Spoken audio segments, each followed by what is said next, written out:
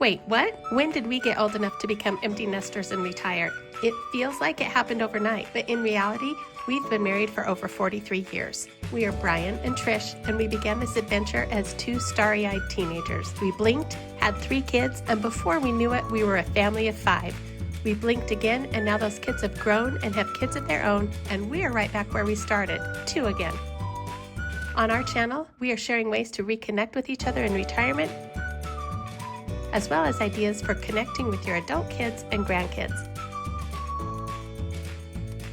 Along the way, we share some estate planning tips, ideas for saving money while on a fixed income, with a few DIY home improvements thrown in. Once a month, we'll also share some travel tips, as well as ideas of places the 2 of you can go together. Thanks for watching. We look forward to becoming friends.